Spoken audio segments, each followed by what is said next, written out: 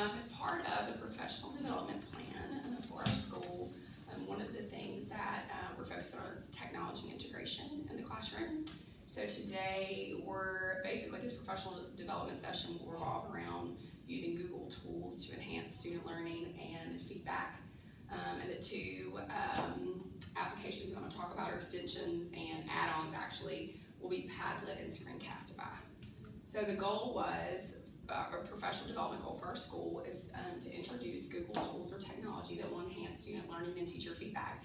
And even from that one-page winner that Dr. Hester sent out at the very beginning of the school, this definitely aligns with our school goals because he is really focused on using technology for teacher feedback specifically. So, and then also, to enhance student learning engagement as well. So we would first start off with the icebreaker activity. And this would be using actually Padlet. So before I would introduce Padlet, I would have the group do this. So people would get out their phone or Chromebook. They would go to this bit.ly link, and I'll open it in just a second. But this is Padlet, which is basically is like a bulletin board where you can accumulate different posts, and everybody can see it post on one board, and I'll show you in just a minute. But what this would be, you would click on the plus button, and I'll show in just a minute. Take a picture of yourself. It could be a selfie, or if you have something on your phone, you would upload it, and then you would answer these three questions. Where is your happy place? Some place that you feel extremely happy. Do you consider yourself an introvert, extrovert, or a mix? And then think about the best class you've ever had, high school, college, whatever, and then what made that class so special. So this is what Padlet, backspace, this is what Padlet looks like. So basically when everybody starts posting theirs, it will be all on this one page. So I have like a picture of myself, beach, love to go to the beach right now. And so you would have all these different posts with pictures, and it really is a great activity for students to at the beginning of the year. If you want to get to know your students, it's a good activity for that. So I would have participants do this. They would go through, take probably about 5 minutes to take the picture and answer the questions and add it on. And like I said, they can do it with their phone. There's an app, or you can just go to Padlet.com. This link, you would click on the link and it would take you just straight to that bulletin board. So it's really easy to set up. Then after that, I would have groups and table groups because everybody would be sitting in groups. Find the Padlet post of your group members and then just kind of look at those and discuss, find common interest, just kind of ask questions about each other, whatever that may be. So I would do that for about 5 minutes, just to kind of get to know each other. Then we would get into the actual the tool itself. So the first one, student learning. Really, Padlet can not only be used for student learning, but feedback as well. So Padlet is an application to create an online bulletin board. Like I said earlier, you can actually add images, links, and videos, which is really cool. You can access through your computer or through your phone, so students would be able to use it through their phones if they don't have computers. It really encourages collaboration, and all you have to do is go to Padlet.com and create an account. It's super, super easy. Padlet in your classroom at that point, I would, and through this, like once we've showed and once they've used it, then I would have everybody kind of take a couple minutes, reflect on how they think they could use it in their classroom, and then we would prompt some like table discussion and a whole class discussion. One of the things that I've seen it used in classrooms for, I actually went and observed a teacher, and they had students pick out evidence. They were doing rhetorical analysis, and they had them pick out devices, and then had them put their piece of evidence and then their explanation, and she had them posted on one board, and then they prompted a whole class discussion from that. So not only could she assess quickly by looking at that Padlet board, but then it prompted classroom and group discussion. So that was kind of cool. So they would discuss, and we'd have whole class discussion, and the goal for this is to just get ideas flowing.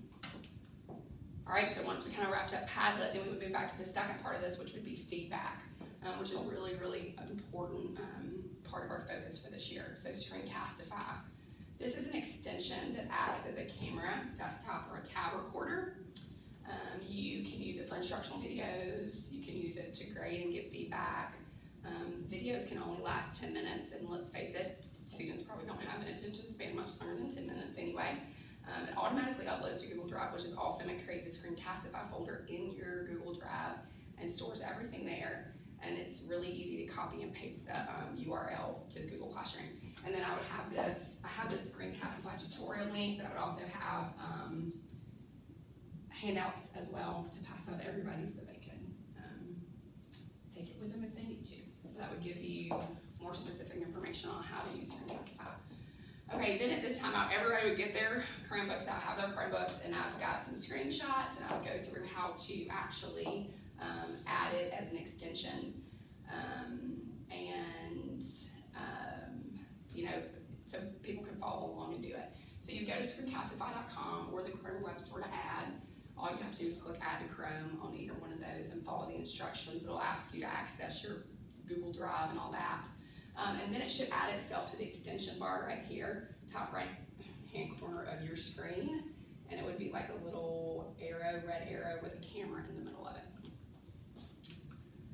Using Screencastify for feedback. If you used it for feedback, then you would actually, let's see, you have options to record the browser, the entire desktop or web camera. So once you get ready, like if you opened up an essay or something you wanted to give feedback to students, then you would just go click on the actual arrow with the camera inside, and this pops up. So you have an option to record just this browser tab. You can record the whole entire desktop, or you can use it as a webcam to record yourself. I never use it to record myself.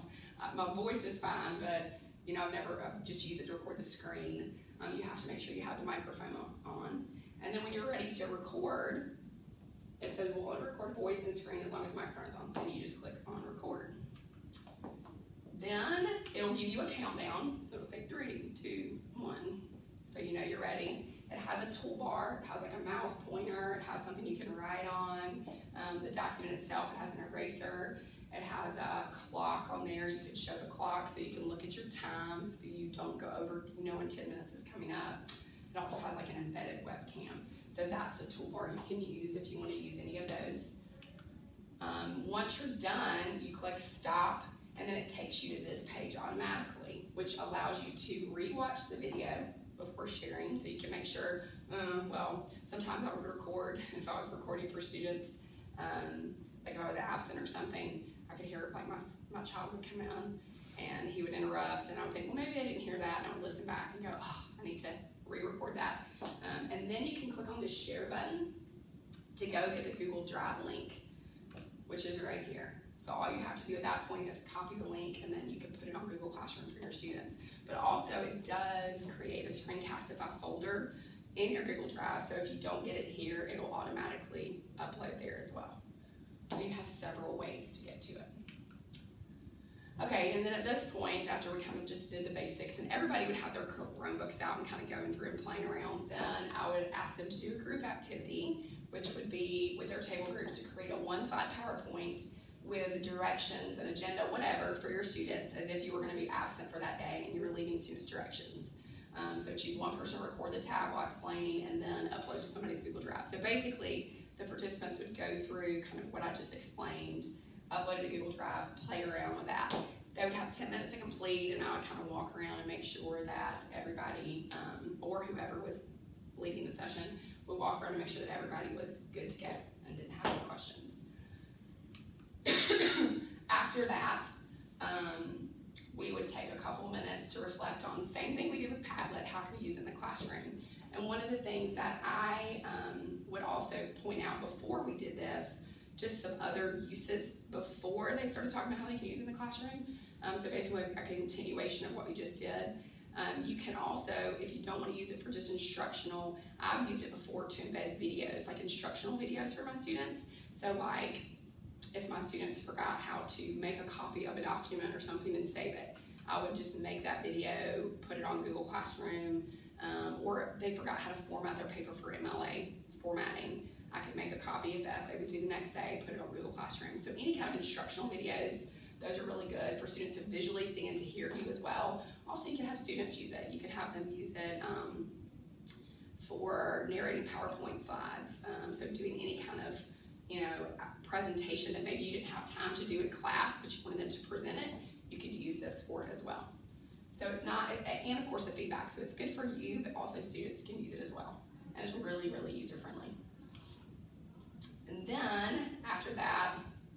kind of after we had some more discussion about that, obviously, then I would ask everybody to do this evaluation form, which looks like this. So they would just do a PD session, and any comments or questions they have below, they would do that.